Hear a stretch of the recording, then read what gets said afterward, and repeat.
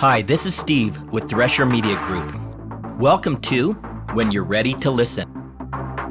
This podcast is dedicated to exploring the truth about God, things you may not have understood, may not have been taught, or quite frankly, had a very hard time believing.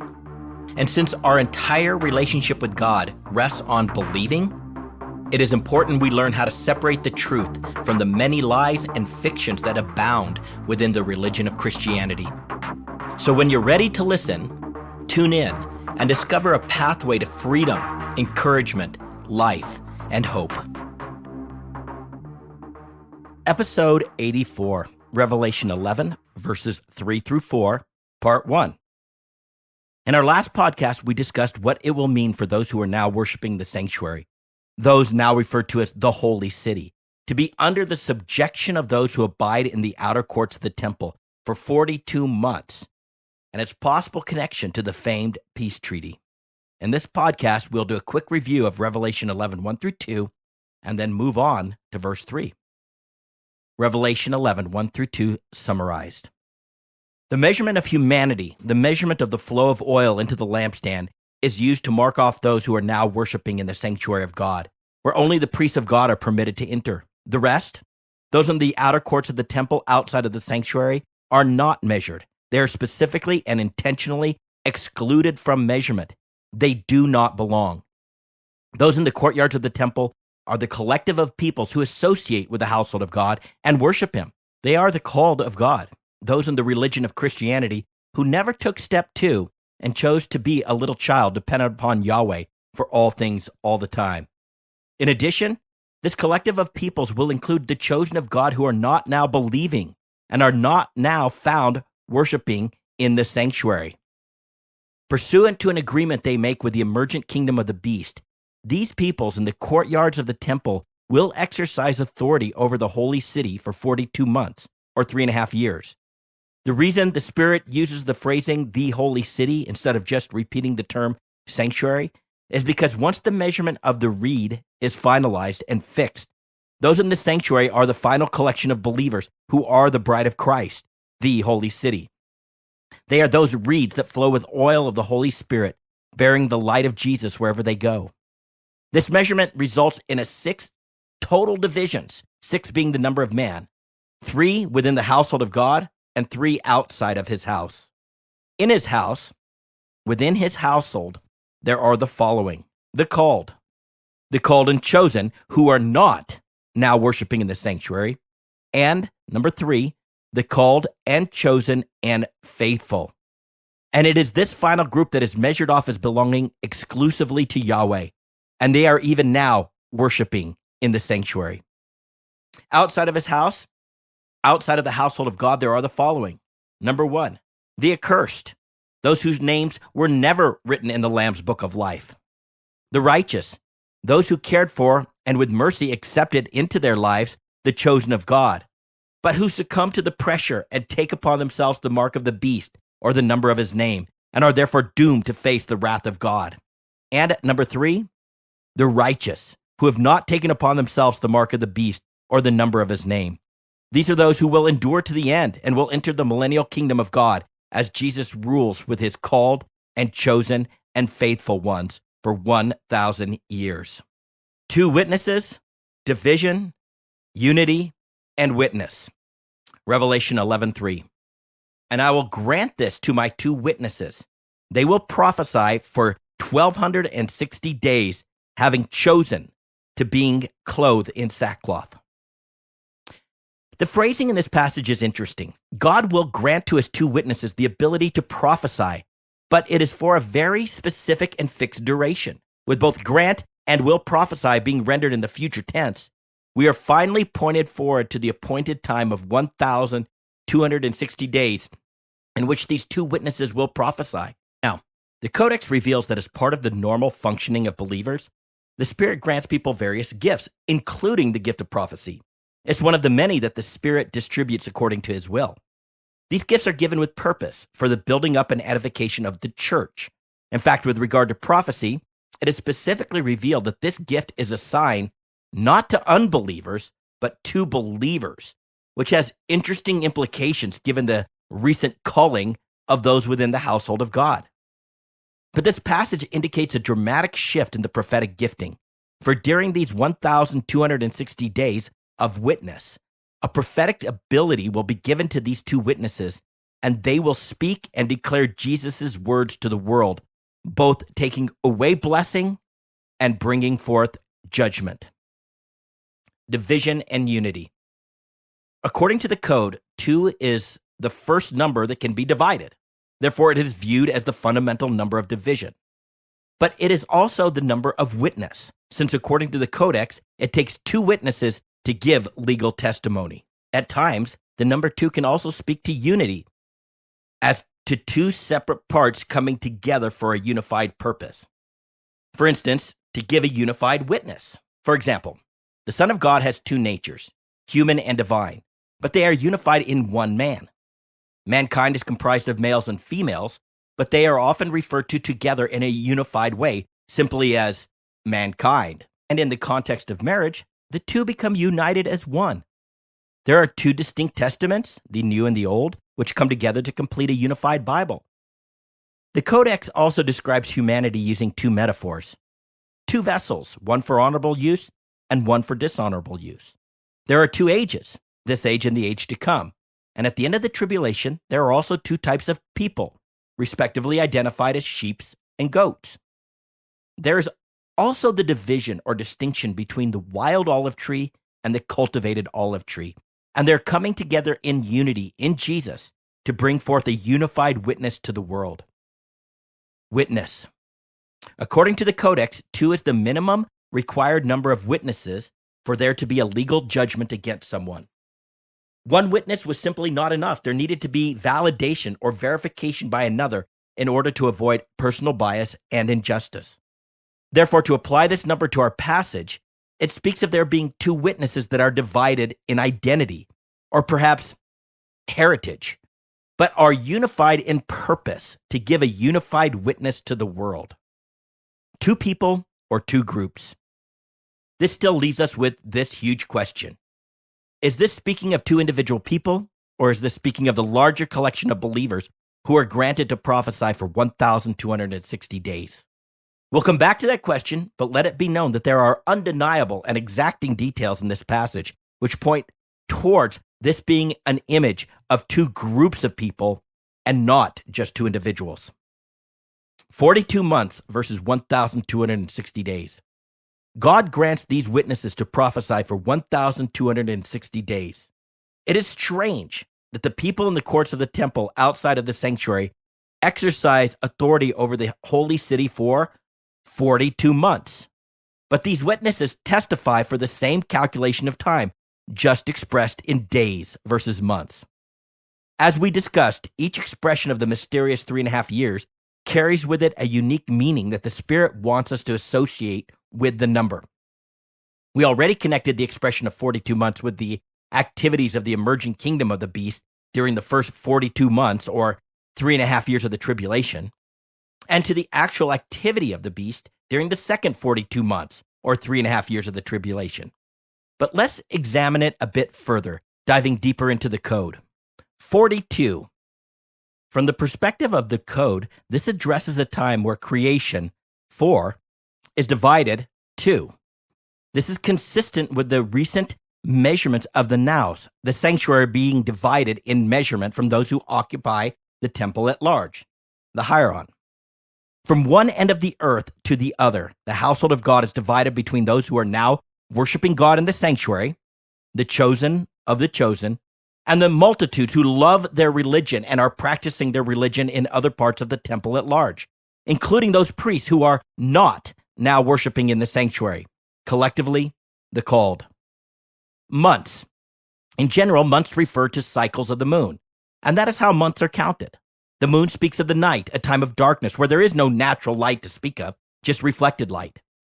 The earth is lit as the rays of the sun reflect off the moon down to the earth.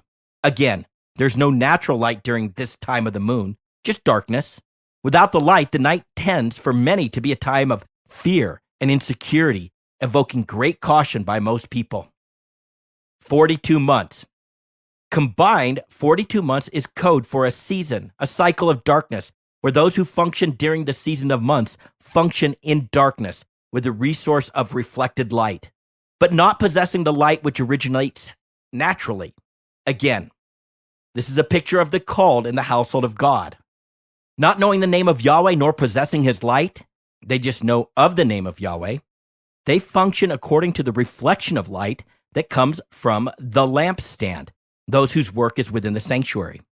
But they bear no natural light within themselves. Their pipes or reeds do not flow with oil, like the 5 virgins who had no oil when the bridegroom came and were therefore refused entry into the marriage supper. The called refused to refresh the oil in their lamp, and so they abide in darkness. The result of 42 plus months is division, as darkness, those who have made their abode in this world, is distinguished from the light, those who belong to the holy city. And this division runs across all of creation from the north to the south to the east and to the west.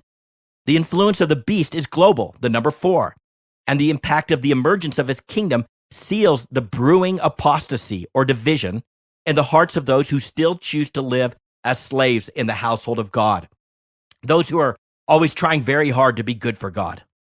And keep in mind, we are told that a bruised reed he will not break, and a dimly burning wick he will not extinguish. Therefore, we can be assured that those who once had oil in their lampstands, and who once had a flame of light, just like the 5 virgins who were committed solely to the bridegroom, hence they are images being virgins, choose to let the oil in their lamps run dry, such that they no longer even have a dimly burning wick. They choose to let the light of their lamp burn out, and they now abide in darkness. They choose to not enter into Yahweh's rest. These are those who did not choose to receive the love of the truth, so as to be caused to be saved. For this reason, God now sends upon them a deluding influence, so that they will believe what is false, in order that they all may be caused to be judged or condemned, who are not believing the truth, but taking pleasure in lawlessness. 1,260. Like the use of 42 months, 1,260 days only occurs twice in Revelation. Once again, this speaks of division, unity, and witness. Revelation 11:3 is the first instance. The second instance speaks of God having prepared a place in the wilderness for Israel to flee so that she would be nourished for 1,260 days. We will explain this later, but the second instance is most likely addressing the figurative 3.5-year period from the time of Christ to his gathering of the natural olive branches, the remnant of Jews that place their faith in Jesus Christ, which occurs through the witness of the wild olive branches, the Gentile bondservants of Christ. 1,260, from the perspective of the code, speaks of unity, number 1, of those divided, number 2, which we will discover is addressing both Gentile and Jewish believers, among men, number 6, forming a multitude, 0, as 0 functions as a multiplier. The code therefore militates against the 2 witnesses being 2 individuals. Rather, it reinforces the notion of a multitude. 1,260 speaks of a designated period of time in which the called and chosen and faithful comprise a multitude. The 144,000 comprise from every tribe, tongue, nation, and people who will become manifest to the entire world. These are those who are even now worshiping in the sanctuary, who once measured are known as the holy city, the bride of Christ. Yes, these are those who are even now choosing to come out of the great tribulation. Days.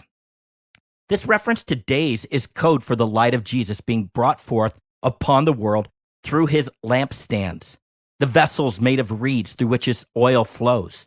As long as he is in the world, living in and through his people, there is day and the opportunity for his light to shine upon the hearts of mankind.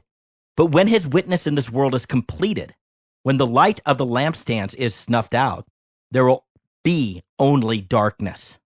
Jesus said, "We must work the works of him who sent me as long as it is day." Night is coming when no one can work. While I am in the world, I am the light of the world. Are there not 12 hours in the day? If anyone walks in the day, he does not stumble because he sees the light of this world. But if anyone walks in the night, he stumbles because the light is not in him. He also said about our witness, "You are the light of the world. A city set on a hill cannot be hidden. Nor does anyone light a lamp and put it under a basket, but on the lampstand, and it gives light to all who are in the house. Let your light shine before men in such a way that they may see your good works and glorify your Father who is in heaven." 1,260 days. Thus, 1,260 days has a literal and a figurative interpretation. On the one hand, it speaks of the days we get to live in the light, the days from the time of Christ until the rapture of the church. On the other hand, it speaks of the specific time when Yahweh's two witnesses are actively prophesying on this earth. Today, there's only one active witness, one lampstand, one olive tree or branch, the wild olive branches, the Gentiles. However, in fulfillment of prophecy, before long there will be two active witnesses as the natural olive branches, Jewish bondservants, start to bear the fruit of the Spirit of God and become oil bearers, giving off the light of Jesus. Sackcloth. Revelation 11:3. "And I will grant this to my two witnesses, and they will prophesy for 1,260 days, having chosen to being clothed in sackcloth." This phrase, "having chosen to being clothed in sackcloth," is rendered in the perfect middle participle. It's not just the fact that sometime in the past, these two witnesses chose to put on clothes of mourning, which still remain on them, but they continue to be clothing themselves in garments of mourning and distress, symbolized by sackcloth. These two witnesses keep reinforcing that decision they once made to be clothed in sackcloth. Hence, these are described elsewhere as those who are even now digging down deep in their soul and making the choice to be coming out of the Great Tribulation. Sackcloth was a rough, dark-colored fabric used for making sacks, and it was worn by people in the Old Testament as a symbol of mourning. If you've ever participated in a potato sack race, those bags are essentially the sackcloth of old. By the way, sackcloth is a symbol, code, revealing the emotional state of these two witnesses. Hence, no one has to worry about sourcing a supplier of sackcloth to ensure we have our end times outfits. The wearing of sackcloth is merely a picture of the sadness and mourning of the heart. By the way, this image is consistent with that of the two lampstands out of the seven that were honored by Jesus, Smyrna and Philadelphia. These two lampstands were marked by suffering, persecution, and patient endurance, bearing with those who claimed they knew God but didn't. Sackcloth would be an appropriate garment for these sort of saints. This picture implies that their witness, their testimony, and the words of prophecy they speak will not be something joyful, for it is a witness of judgment, destruction, and a reckoning that is targeted at so-called believers. Remembering, prophecy is a sign not to unbelievers, but to those who are now believing.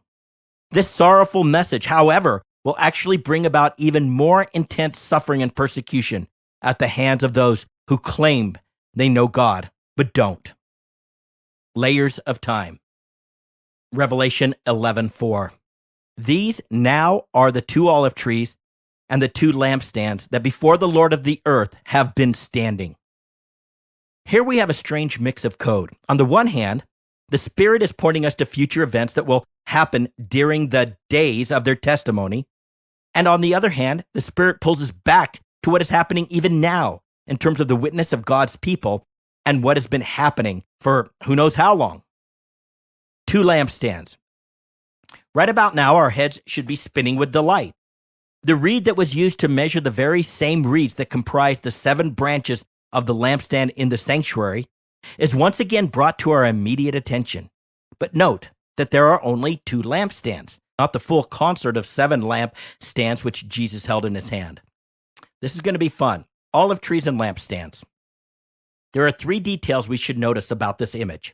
First, these 2 witnesses are not like the 2 olive trees and the 2 lampstands, but they now are the 2 olive trees and the 2 lampstands that have been standing before the Lord of the earth.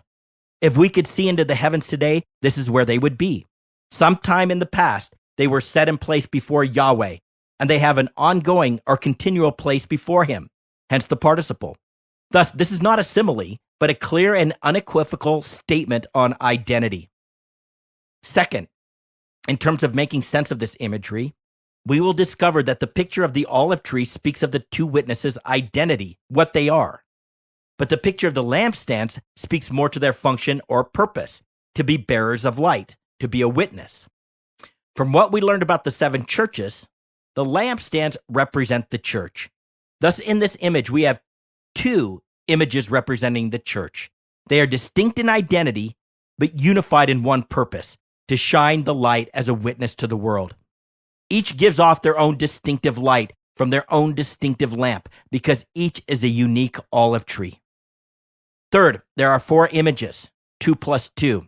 This speaks of the impact of their witness, indicating it will reach out to the four corners of the earth, to the east, west, north, and south. As we know in code, the number 4 is used to speak of the totality of God's creative works, and is expressed in such things as the four winds, the four seasons, the four directions of the compass, and the four corners of the earth.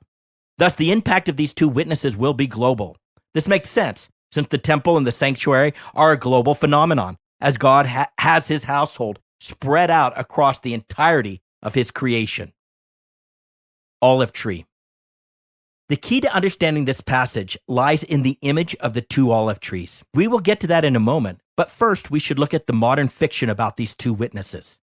Fiction alert, fiction alert.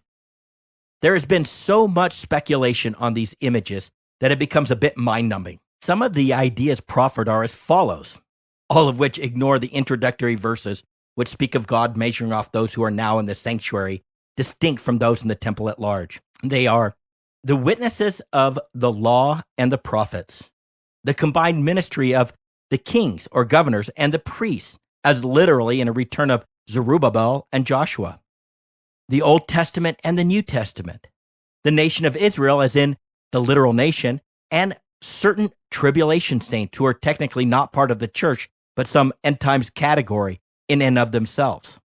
However, the prevailing view is that this passage is not talking about two groups of people who are identified by their description of even now being worshipers in the sanctuary, but two literal individuals. For instance, some of the suggestions include individuals as Moses and Elijah, on the basis that these two prophets do miracles similar in nature to Moses and Elijah.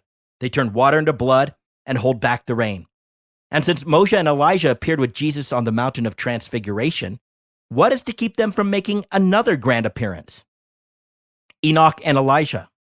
Enoch being a Gentile and Elijah being a Jew. These are the only two people, both of which are prophets, who technically have not died, but were raptured from this world. They were literally snatched up from earth and taken to heaven. Thus, there is no conflict with the principle which says that it is appointed unto men to die once, and then comes judgment, as there would be a problem if it was Moses. Therefore, since technically they never died, Enoch and Elijah could come back and do one last final prophetic show. The church collective. However, in the beginning of this passage, the Spirit made it clear that we are not dealing with two individuals. Rather, he is addressing the priests who are even now busy in the sanctuary of God, those who are even now worshiping in it. That is what the measurement of the sanctuary was all about, separating the priests who are in the sanctuary from all others who are active in the temple. As such, this would be a picture of the church collective in its final configuration, or as we have already seen, the 144,000, those who are even now choosing to be coming out of the great tribulation, those who are now believing and now overcoming, those who have been sealed as belonging to the living God, comprised of both Jew and Gentiles, the bride of Christ, the holy city. The 144,000. Going back to Revelation 7, the number 144,000 depicted a complete gathering of Jewish and Gentile believers. And given what we learned about the tribe of Ephraim, it is the saving of all Israel, just as it was prophesied. We also learned that this number applies to a vast crowd, too great to count, from every nation and tribe and people and language, all who have washed their robes in the blood of the Lamb and made them white. These are true believers, the called and chosen and faithful ones, the chosen of the chosen, bondservants of the living God, those who are now overcoming, those who choose to bet their lives upon the name of Yahweh sometime before the fateful and final measurement of the sanctuary. And therefore, they look to him to be their only I am, for all things and in all things. But our most definitive understanding of the olive tree must come from the Codex and the way this image of the olive tree is used. Let us first look at the New Testament to get a general understanding of this imagery, and then we will jump to the source of the picture itself, which derives from the Old Testament book of Zechariah that addresses both the olive tree and the lampstand. The olive tree, identity. From the New Testament. In the book of Romans, the Spirit uses the olive tree and olive branches to describe the collective of Jews and Gentiles, two witnesses, that are united in Jesus through faith. Once again, the olive trees speak of their identity, whereas the lampstands speak of their purpose. The Jews are described as being natural branches of the olive tree, whereas the Gentiles are described as being wild branches of the olive tree. In other words, the Jews first belonged to God. They were the natural heirs of the promises of God. In fact, Jeremiah said that God saw them as a green olive tree, beautiful in fruit and form.